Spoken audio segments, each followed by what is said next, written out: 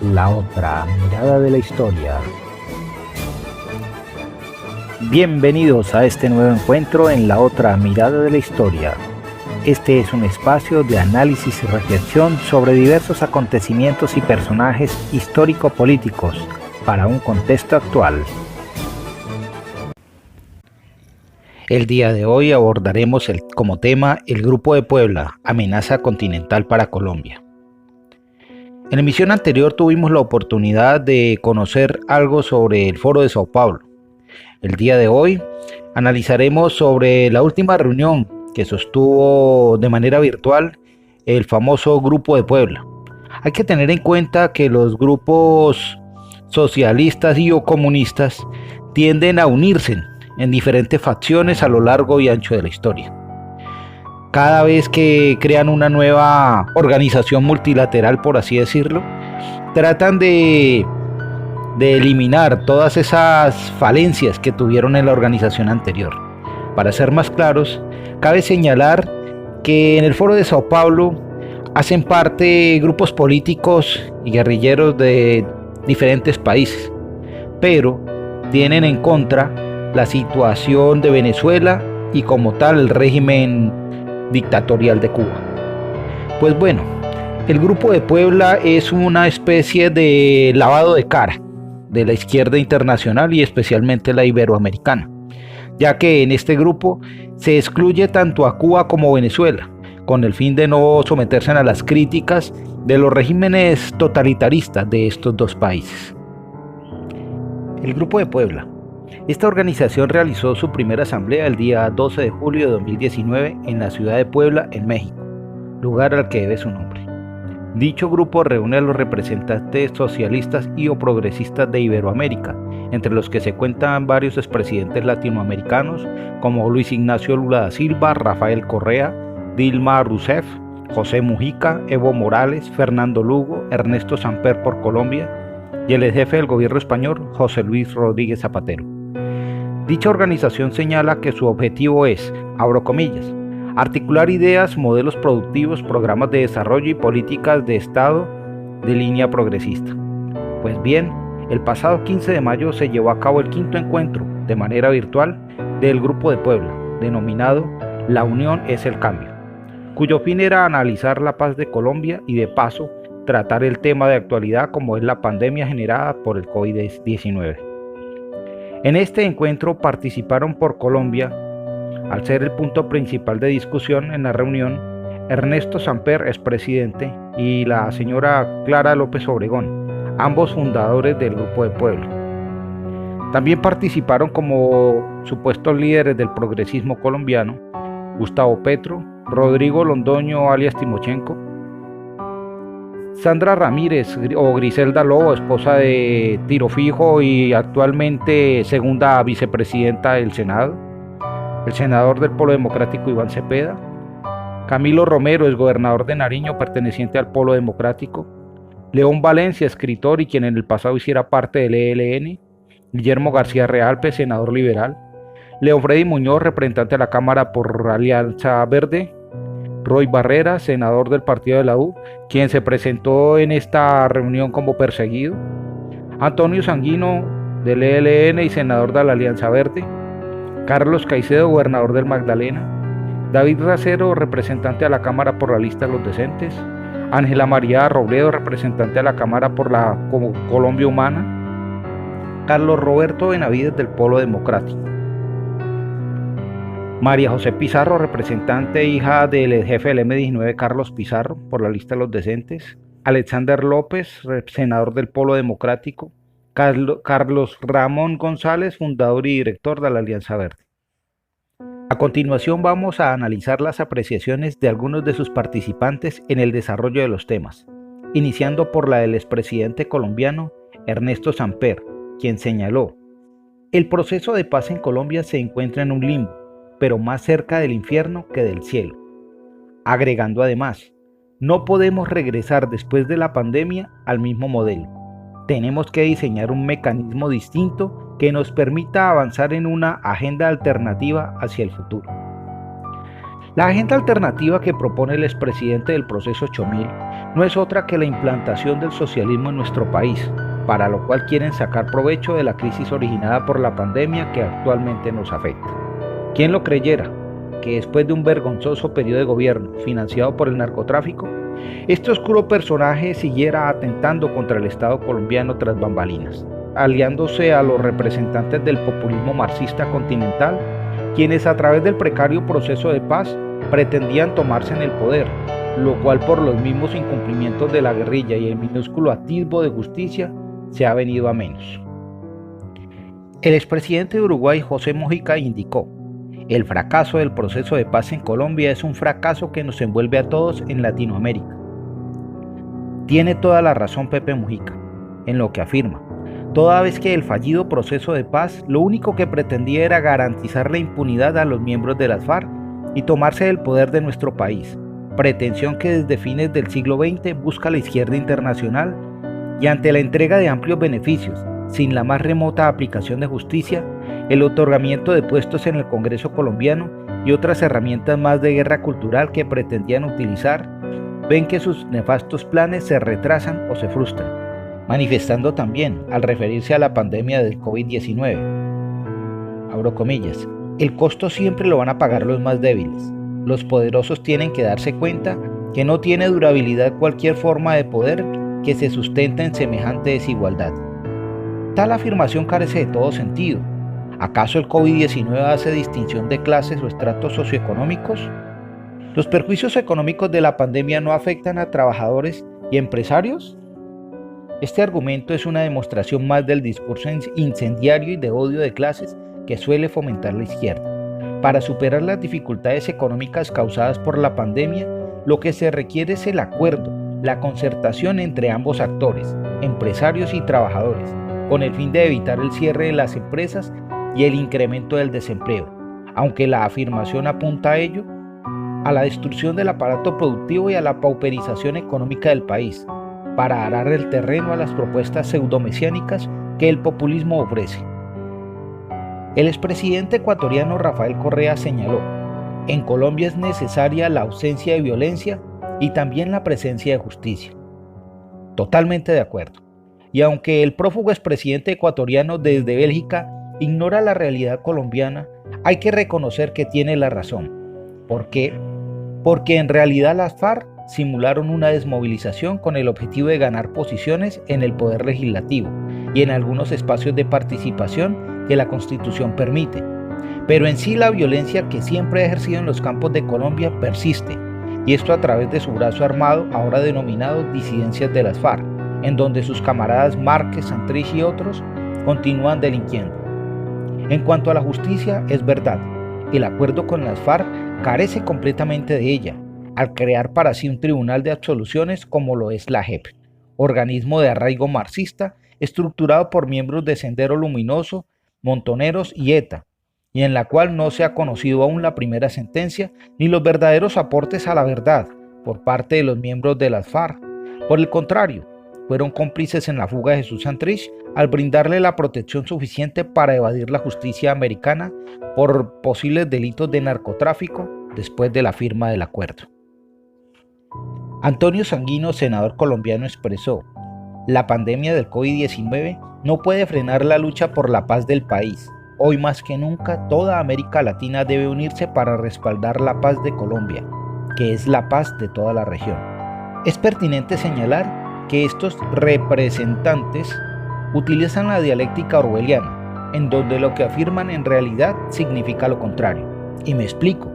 Cuando ellos hablan de lucha por la paz, debe entenderse como la lucha por implementar su modelo socialista en Colombia, ya que este es el trofeo de la izquierda latinoamericana, el cual ha sido esquivo por mucho tiempo. El expresidente español José Luis Rodríguez Zapatero emitió como mensaje concluyente que la paz es la tarea. Debe entenderse como implementar el modelo socialista es la tarea. Por su parte, la senadora Victoria Sandino denunció: llevamos a 200 compañeros y compañeras firmantes de la paz asesinados. El gobierno colombiano prefiere apostarle a la guerra. En consonancia con lo anterior, es reprochable el asesinato de cualquier persona, de cualquier colombiano. El derecho a la vida debe primar, pero la impunidad que dejó el fallido proceso de paz ha generado en algunos lugares de nuestro país este clima de violencia en contra de los combatientes. También está casi que plenamente demostrado que buena parte de la responsabilidad en estos asesinatos provienen de las mismas mal llamadas disidencias de las FARC, que en retaliación a todos sus compañeros que se hicieron parte de un mal llamado proceso de paz, se retiraron entre comillas de las filas guerrilleras. Entonces hoy son presas del ajusticiamiento del brazo armado. Adicionalmente es importante manifestar lo siguiente: si un individuo que militó en las filas guerrilleras y llevó a cabo su accionar delincuencial, como el secuestro, extorsión, homicidio, violación, entre otros, y en razón a un acuerdo de paz aparece como si nada hubiera ocurrido en la misma zona o región en la que delinquió, ¿qué más se puede esperar ante el daño y el dolor que causó y la revictimización que genera al ver al criminal que dañó a una familia sin una mínima sanción o aplicación de justicia? Es la pregunta que nos hacemos. A su vez, el senador Iván Cepeda expresó su defensa al régimen de Cuba ante la declaratoria de país que apoya al terrorismo por parte del gobierno de los Estados Unidos, al decir que Cuba no es un país tolerante con el terrorismo, es un país que ha hecho una enorme contribución a la paz en Colombia. Alguien que protege a terroristas o delincuentes se le considera cómplice, encubridor, y al parecer al senador se le olvidó que mientras el gobierno colombiano mostraba su intención de diálogo con el ELN, este grupo terrorista asesinó a 22 estudiantes de la Escuela de Cadetes de la Policía el 17 de enero de 2019 y que su objetivo era causar más muertes al interior de dicha institución. Uno se pregunta si eso es ahora como representante de los colombianos en el Congreso y sin tener en el Poder Ejecutivo a sus aliados, ¿qué podría esperarnos con sus copartidarios en el poder? ¿Acaso el terrorismo pasaría a ser una conducta aceptada, permitida y tolerada sin el mínimo atisbo de justicia? Es más, el gobierno colombiano, en un verdadero gesto de soberanía, debería de cerrar su embajada en Cuba y retirar a los diplomáticos cubanos de nuestro país. El Premio Nobel de Economía Joseph Stiglitz dijo al hacer su aporte sobre la economía y la pandemia que hay mucho dinero fluyendo, pero que no se está invirtiendo de la forma más eficiente para la emergencia. El peligro es que salgamos tal como estábamos, con las mismas desigualdades e incluso peores. La pandemia obliga a una economía más incluyente, transparente y democrática. Interesante saber cómo el señor Stiglitz invertiría los recursos económicos en la época de la pandemia. Si realmente su idea fuera constructiva, indicaría cómo, de qué manera se podría hacer lo que menciona. No podemos olvidar que en Colombia la empresa privada ha hecho aportes significativos en diversos frentes para afrontar la pandemia, y es en ese mismo sector empresarial que el socialismo considera como enemigo y pretende destruir. No nos podemos olvidar del expropiese que Hugo Chávez decretaba por deporte en Venezuela y las nefastas consecuencias que hoy se observan en su país. Por lo tanto, el expresidente de Brasil, Luis Ignacio Lula da Silva, enfatizó en su llamado al optimismo a todas las fuerzas progresistas de la región, asegurando que es el momento de convocar a la humanidad a un nuevo acuerdo económico y social, donde el Estado asuma las responsabilidades sociales. Entre comillas, desde el Grupo de Puebla, tenemos que exigir que el secretario general de la ONU convoque a una reunión para discutir la pandemia. Trump ni Bolsonaro no tienen derecho de exigir volver al trabajo sin dar garantías, manifestó Lula. De esta manera, lo que propone es la imposición de su modelo ideológico, económico, social y político a la humanidad, bajo la excusa de hacer frente a la pandemia, y pasando por alto la autoridad de los diferentes estados, constituyéndose así una verdadera política injerencista que desconoce la soberanía nacional. Es prácticamente un golpe de Estado a nivel global que usurpa las funciones de los órganos legislativos, pisotean y desconocen la constitución política de cada país, vulnera la independencia de los pueblos e impone autoritariamente sus ideas al resto de la humanidad bajo la excusa de sus buenas intenciones. Pretenden sacar provecho económico y político de la pandemia y a través de esta impulsar su revolución totalitaria a fin de dominar a las naciones.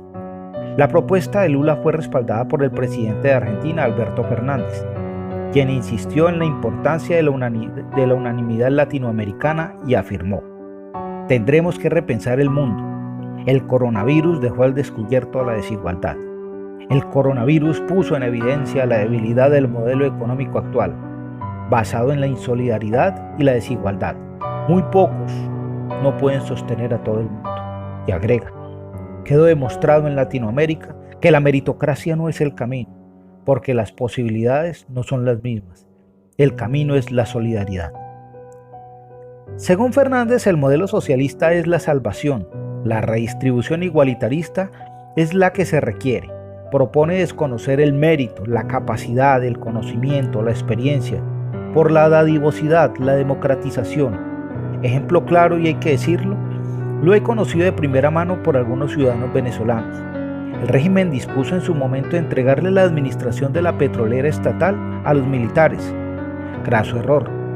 Toda vez que ellos, si bien es cierto, son personas preparadas para la guerra, no lo están para administrar una empresa de tal condición técnica. Lo que se vive en la actualidad con la destrucción de la industria petrolera venezolana y la escasez que vive el país petrolero suramericano. Por su parte, el gobernador del Magdalena, Carlos Caicedo, resaltó: el cambio que ahora empieza en todo el planeta debe significar un punto de inflexión para el desarrollo económico, social, ambiental y las instituciones públicas. Es el momento de un nuevo modelo. Una mera apología de la desestabilización del país, lo cual debería estar en plena observación y seguimiento por parte de los organismos de inteligencia estatales. Me olvidaba que semana a semana los organismos de inteligencia estatales los tienen ocupados defendiéndose de las inicuas acusaciones de las que vienen siendo objeto de forma articulada desde adentro como de afuera del país. El nuevo modelo que nos ofrecen es el que aplica el socialismo del siglo XXI. Además, propuso una serie de pilares para dar este salto en Colombia y América Latina, como es la estatización de los servicios públicos, aseverando que los gobiernos deben ser más eficientes que nunca prestando estos servicios, garantizando un mínimo vital de agua, energía, conectividad y alimentos. Por favor, no podemos olvidar los rotundos fracasos que dichas empresas en su región, es decir, Electrocosta, Electricaribe y Gas Fenosa. Esto teniendo en cuenta que en el Caribe colombiano, una parte de la población no paga los servicios públicos y cuando presentan fallas alteran el orden público, la tranquilidad, que en sí es lo que fomentan con esta propuesta. Esta es una propuesta eminentemente asistencialista que lleva de la esclavitud del hombre, por el Estado, por el régimen, al cual le debe lealtad para que se pueda recibir la ración de comida que el aparato dispone, cercenando la capacidad en sí del individuo para conseguir, por su esfuerzo y sus méritos, los medios económicos que lo han de llevar al progreso personal y familiar. Dice también Caicedo que hay que establecer una economía productiva que no dependa de deudas externas y explotar más el turismo de naturaleza y cultural, la producción alimentaria y de energía renovable. El cambio climático nos obliga a dejar de extraer recursos naturales para reinvertir en ella. El turismo, la producción de alimentos y la producción de energía deben ser a un ritmo sostenible. Realmente es incomprensible cómo pretende que el gobierno supla y garantice un sinnúmero de beneficios, renunciando a las fuentes o medios económicos. Sin la explotación de hidrocarburos, y en esto está ampliamente demostrado, cómo los gobiernos de corte socialista son expertos en endeudar a los países para garantizar el andamiaje de la desproporcionada maquinaria estatal que ellos crean. Pretende además convertir la economía colombiana al modelo cubano, el cual subsiste en una mínima proporción al turismo y a las dádivas que usurpan a otros países, llevándonos a la miseria. El pilar de la gobernabilidad señala su propuesta que el centralismo es ineficaz y es un obstáculo de desarrollo. Ha llegado la hora de una Colombia federal. Vamos a retroceder, según su propuesta, al siglo XIX, lo que generó un sinnúmero de guerras civiles en nuestro país. ¿Esa es la paz que nos ofrecen? Pretenden establecer ante la dificultad de llegar al poder de la nación el fraccionamiento del país en pequeñas repúblicas, en donde ellos puedan llegar a ser amos y señores. Nos tendríamos que imaginar en el modelo propuesto la República del Magdalena y otras más, haciendo a su vez un llamado a la unidad de los pueblos para sacar adelante estos pilares, concluyendo: solos no somos suficientes. El Grupo de Puebla debe servir para que las ideas y propuestas progresistas de Latinoamérica den un salto adelante.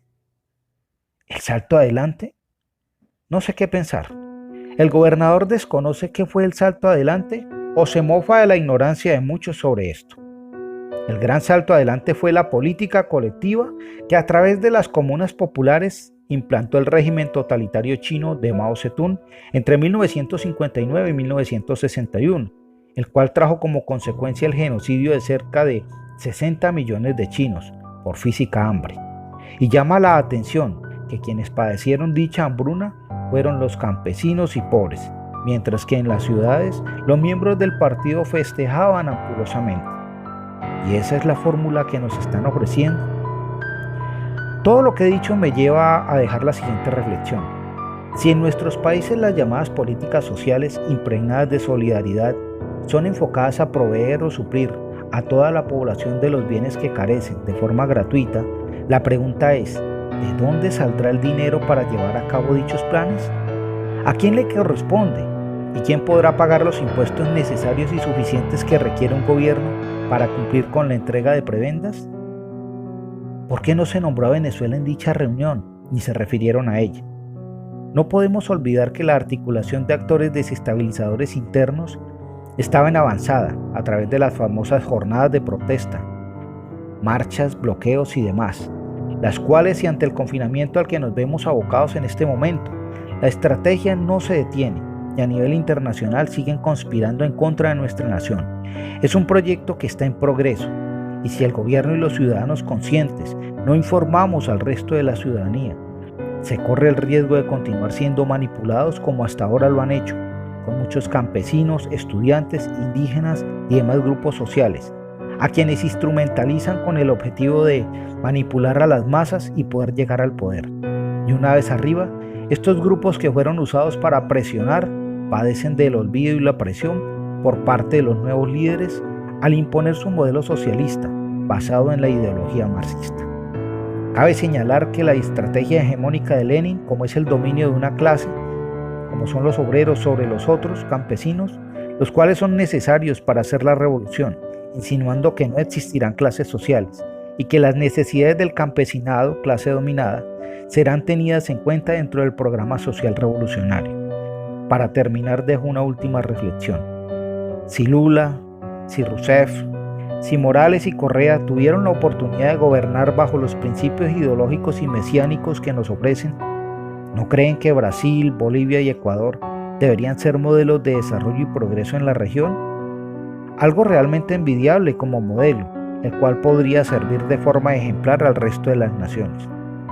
¿Por qué no dicen: miren, la solución que ofrecemos la pueden verificar en Bolivia, Ecuador, Argentina, Brasil, etc.? Muchas gracias. Con esto damos término por ahora a este tema e invitamos a estar pendientes de una próxima emisión en la que analizaremos otros aspectos de la historia, la política y sus personajes. Y no olvides, solo es libre el que piensa, habla y escribe. Si el contenido de este programa te pareció de interés, te invito a compartirlo. Gracias.